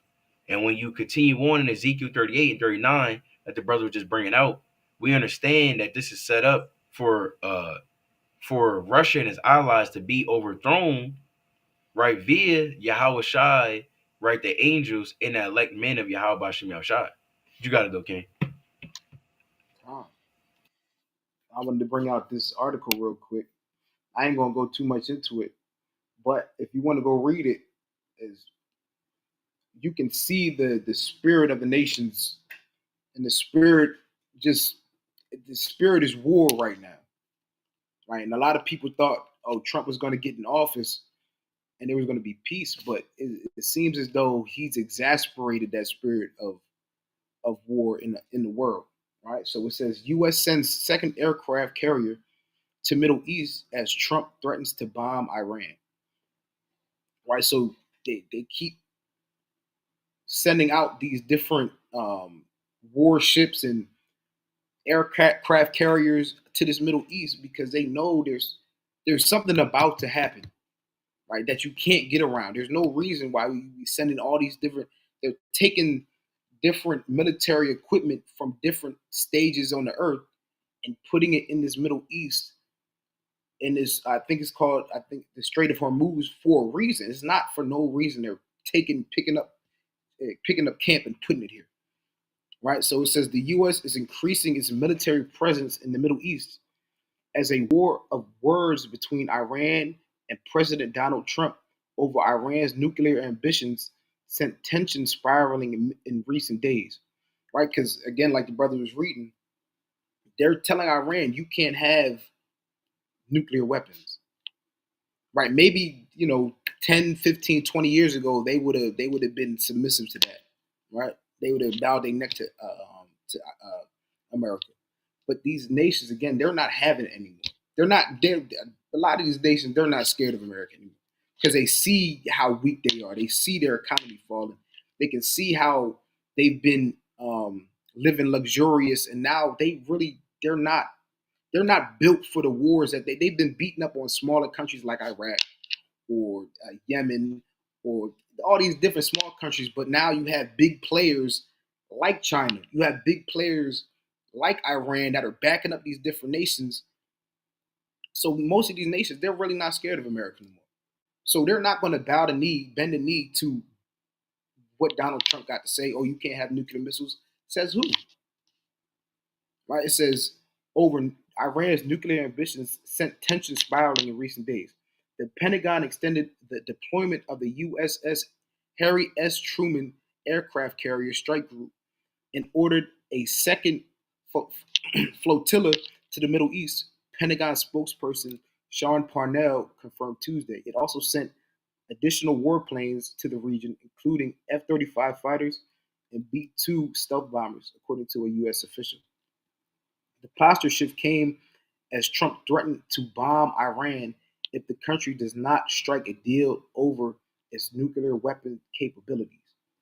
Right? Like I said, America's been playing police superhero of the earth, but who actually asked them to be that? Who asked them to play police of the earth?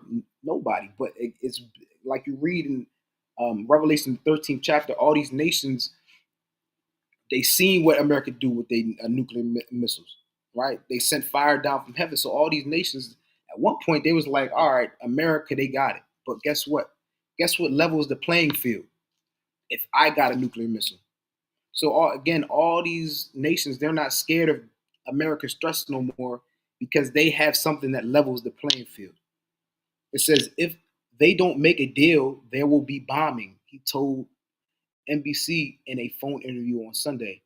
Iran's supreme leader Ayatollah Ali Khamenei hit back on Monday that while Iran believes a U.S. strike is unlikely, if they commit any mischief, they will surely receive strong reciprocal blow.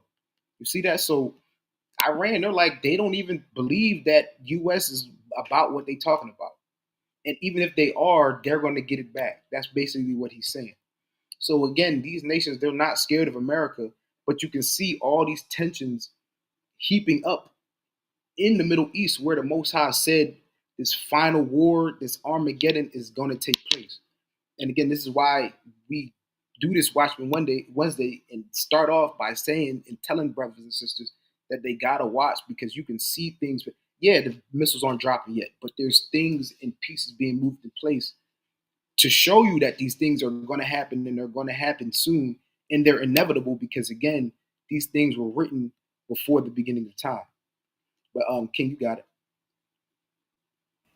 Con, I want to make a quick point too.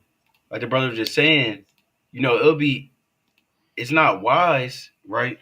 Or I don't want to use that word. Let's use a better word. What sense would it be to have to keep watch over something that's happening? You want to look at things before it happens. That's the point. That's the point of a watchman. Before someone's coming in to invade a city or try to overthrow, they're proclaiming out the things that's about to happen before it happens. That's what it means to keep watch. You're looking and you're examining things that's happening before it happens, or things that should be happening, I should say, before it happens in real time. Right? So when you're looking at these different things, like the brother said earlier, these nations are playing chess, not checkers. Things is being set up on a board and put into different positions to what they call have decapitation strikes.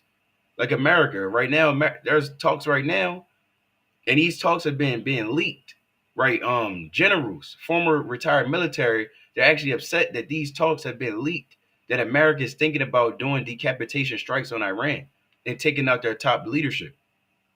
That different nations, well, it's like it, America taking out the top guys of Iran or these other Arab countries, right? To pretty much, help their ally, the state of Israel, that's over in our land right now, pretending to be us. You understand? But to pretty much, help them out, given that all hell's about to break loose between Iran and Israel, the state of Israel. So, we until the Most High, shuts all things down, right? And all hell breaks loose. What you want to do is you want to continue to keep watch over these different things. They may be recurring, it may be tedious, even if you will, but it's very imperative that you do so. Did brothers want to go into any closing precepts or anything else you wanted to bring out?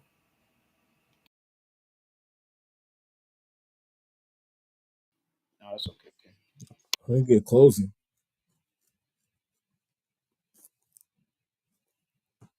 You heard that? Yeah, Con, it's on you, Con. Oh, con. It's like it. Get quick precept. Another classic.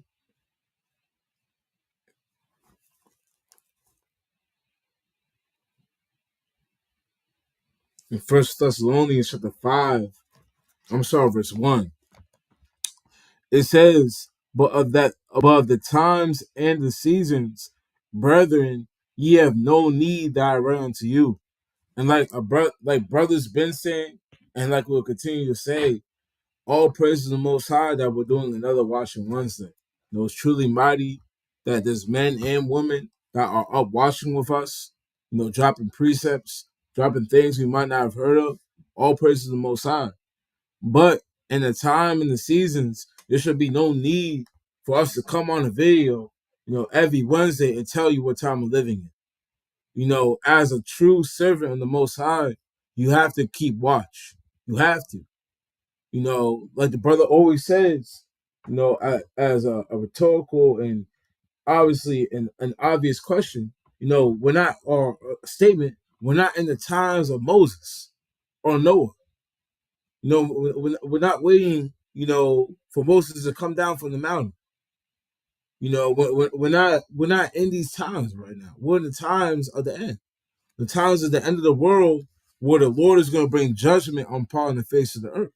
So there shouldn't be any need for us to say, hey, go watch. We'll continue to do it.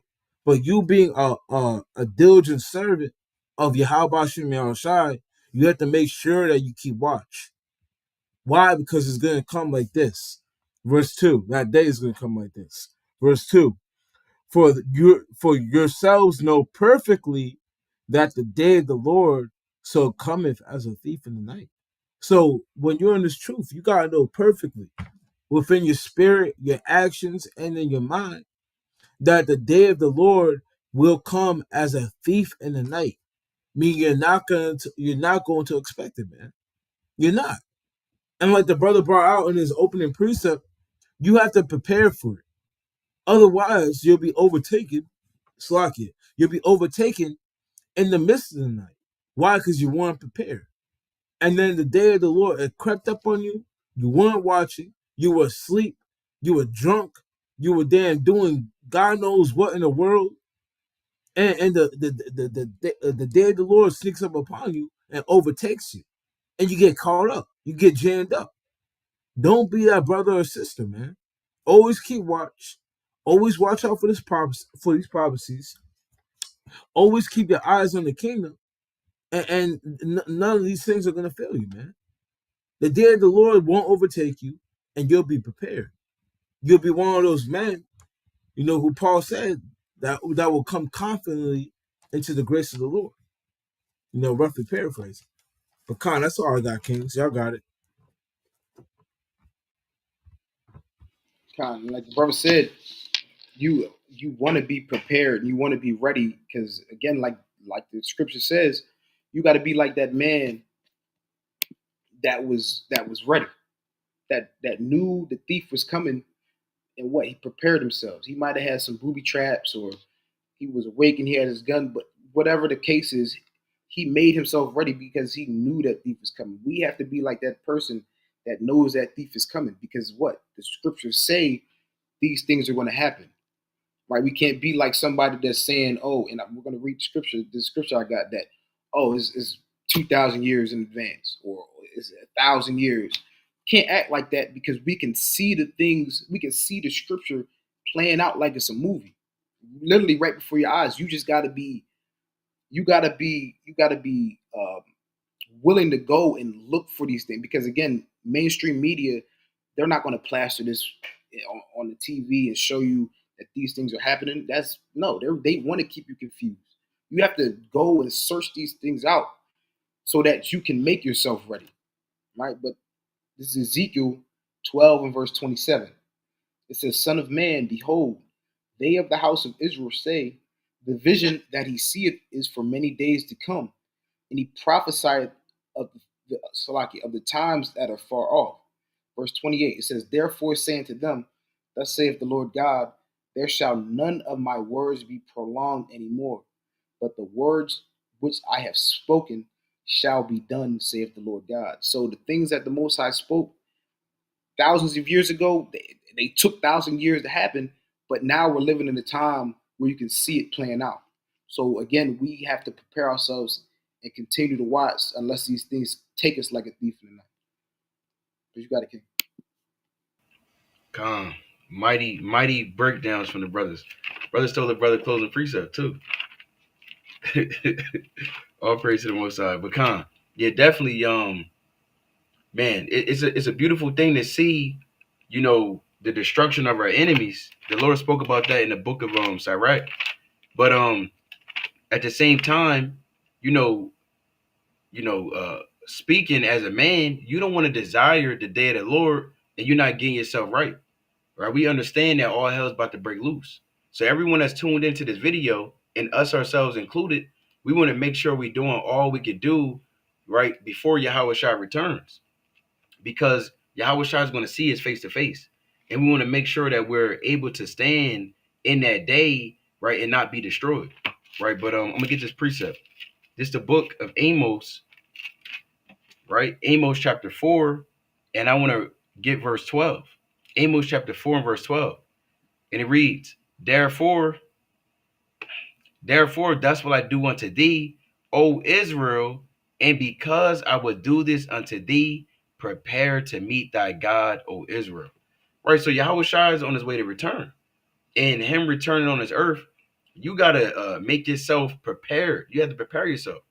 You got to get your mind right. You have to get yourself in order, and not just do it because the Passover is in 2 weeks or a week away. You're just about a week away, right? For those that's keeping it in the season that we're keeping it in. But you don't want to just do it just because, brothers are telling you to do it. You want to do it because you sincerely believe in the Most High, Yahweh, in the name of his son, Yahweh Shai. So all hell's about to break loose on the earth. We understand that.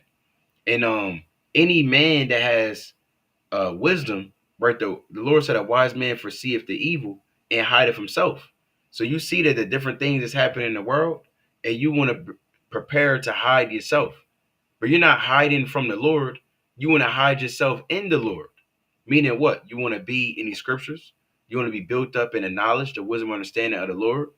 You want to make sure that when Yahweh Shai returns, and guess what? You're one of those first ones that's caught up in those chariots. And you can only truly do that by repenting of your sins. So Most High willingness is edifying. Of course, we want to give all honor and all glory to Yahweh, by Hashem, Hamashiach, Malak Yahushai. Lord willing, you keep watching these last days. Lord willing, you continue to repent, right? You're fasting, you're reading, you're studying. You're doing all that you can do in these last days before Yahweh Shai returns. But with that, this is Brother Kesadi from W5 Jersey, Philly. Hi, Yazoo. Brother Itazamak. Kwame Asharala, keep watching these last days. Shalom. Shalom.